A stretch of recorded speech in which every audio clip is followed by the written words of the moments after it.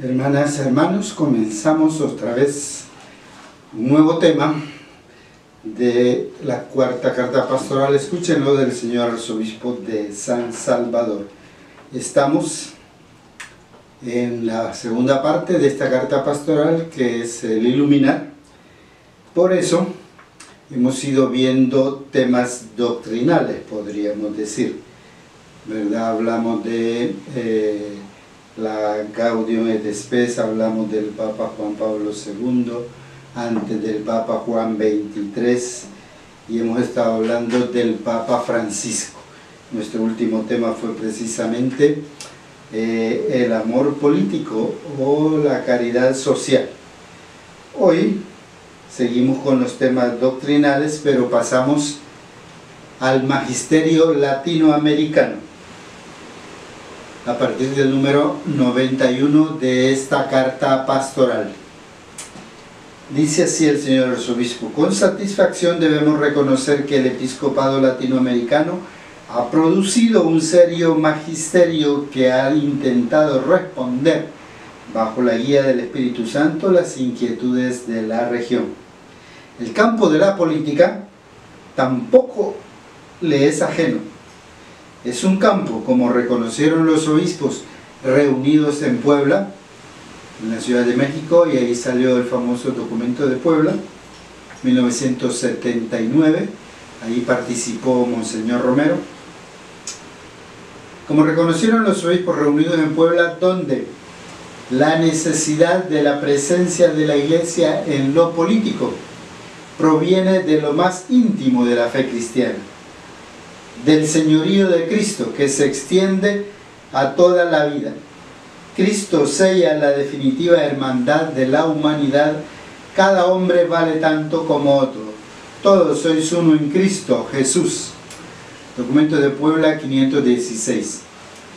Evidentemente, el rol más importante y el rol activo dentro de los partidos políticos corresponde a los laicos. Entonces dice respecto al compromiso de los laicos, abrimos comillas: corresponde a su condición laical el constituir y organizar partidos políticos con ideología y estrategia adecuada para alcanzar sus legítimos fines. Cerramos comillas del documento de Puebla 524. Pero para tener un mejor desempeño dentro del campo tan delicado, deben procurar recurrir a la enseñanza social de la Iglesia, donde encontrarán los criterios adecuados. Por su parte, abrimos comillas, la jerarquía le otorgará su solidaridad, favoreciendo su formación y su vida espiritual, estimulándolos en su creatividad para que busque opciones cada vez más conformes con el bien común y las necesidades de los más débiles. Documento de Puebla, número 525. Novenario 93 de la Carta Pastoral. En la primera parte de esta pastoral, cuando estábamos en el ver, ahora estamos en el juzgar o iluminar, dice el señor arzobispo, en esa primera parte eludimos un hecho bastante preocupante: la mala praxis política no hunde sus raíces en los últimos 30 o 40 o 50 años.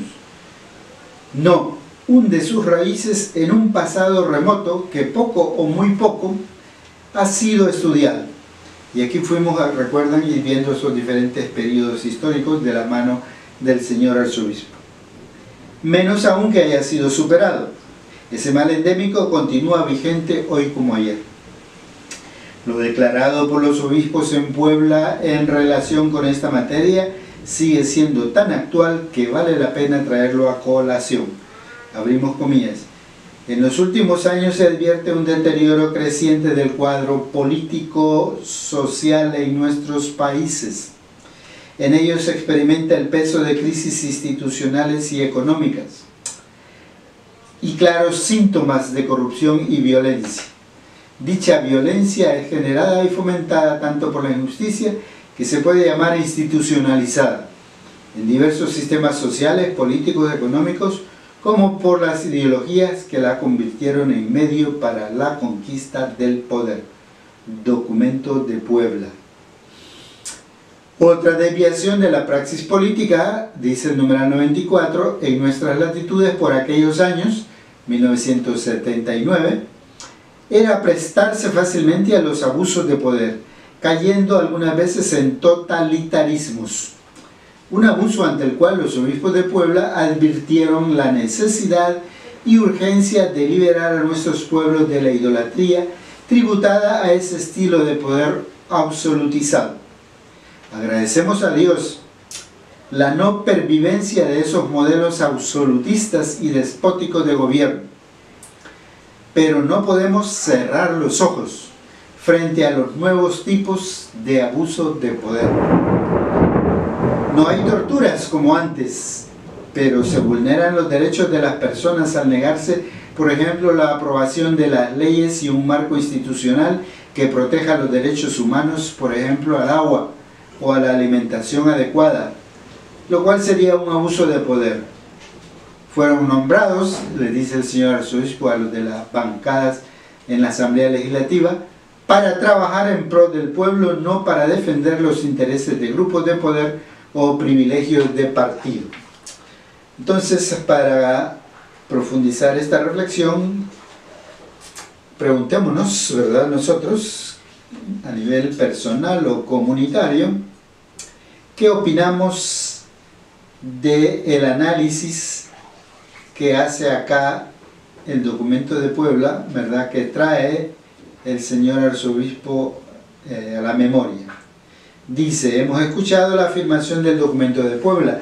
La necesidad de la presencia de la Iglesia en lo político proviene de lo más íntimo de la fe cristiana, del señorío de Cristo que se extiende a toda la vida. ¿Verdad? ¿Qué opinamos de dicha afirmación? Porque con frecuencia escuchamos la Iglesia no tiene que meterse en política, no es ese su campo.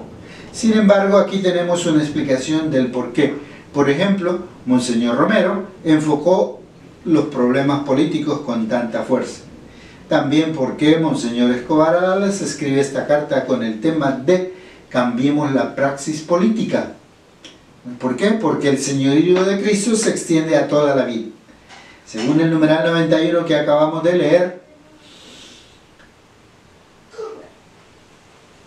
¿cuáles son los criterios que deben tener en cuenta los laicos, las mujeres laicas que quieren tener un rol activo en política?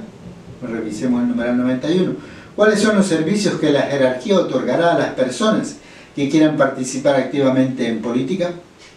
En el numeral 93, el señor arzobispo nos ha recordado el siguiente diagnóstico hecho por los obispos en Puebla. En los últimos años se advierte un deterioro creciente del cuadro político-social en nuestros países. En ello se experimenta el peso de crisis institucionales y económicas y claros síntomas de corrupción y violencia. Dicha violencia es generada y fomentada tanto por la injusticia, que se puede llamar institucionalizada en diversos sistemas sociales, políticos y económicos, como por las ideologías que la convierten en medio para la conquista del poder. ¿Será que ese diagnóstico sigue teniendo validez ahora en el 2021? ¿Por qué?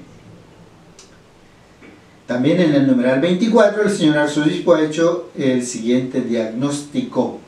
Otra desviación de la praxis política en nuestras latitudes por aquellos años, 1979, era ese de prestarse fácilmente a los abusos de poder, cayendo algunas veces en totalitarismos. Un abuso ante el cual los obispos en Puebla advirtieron la necesidad y la urgencia de liberar a nuestros pueblos de la idolatría tributada a ese poder absolutizado. Agradecemos a Dios, dice el señor arzobispo, la no pervivencia de esos modelos absolutistas y despóticos de gobiernos. Acuérdense que vimos esos modelos, ¿verdad?, desde el martinato, los abusos de los poderes despóticos totalitarios de partidos, de militares, etc. Dice el señor arzobispo, pues agradecemos a Dios que esos modelos no pervivan, pero dice, no podemos cerrar los ojos frente a los nuevos tipos de abuso de poder. No hay torturas como antes, pero se vulneran los derechos de las personas al negarse la aprobación de un marco institucional, al derecho al agua, por ejemplo, a la alimentación adecuada. ¿Qué opinamos de ese análisis? No podemos cerrar los ojos frente a los nuevos tipos de abusos de poder, nos ha dicho el señor arzobispo. Tenemos en este momento nuevos tipos de abuso de poder. ¿Por qué? Mencionemos algunos de esos abusos si pensamos que los hay. ¿Quién o quiénes están promoviendo esos nuevos tipos de abusos de poder y por qué se están dando? ¿Por qué los están promoviendo? ¿Verdad? Parece que se va a militarizar gran parte del país. ¿Por qué? ¿Para qué? Necesitamos nosotros una fuerza armada si ningún otro país nos está atacando. ¿Será por prevenir o para tener fuerza militar contra la población civil? Son preguntas que surgen. Una exhortación final del señor arzobispo hoy ha sido en el numeral 94, dirigida a diputadas y diputadas. Fueron nombrados para trabajar en pro del pueblo, no para defender los intereses de grupos de poder o privilegios de partido. Consideramos que la actual bancada legislativa que tiene la mayoría, está dando leyes y está trabajando ahí sin mayor oposición, está trabajando en pro del pueblo o está defendiendo intereses de poder o privilegios de partido, sí o no, por qué sí o por qué no. Muchas gracias.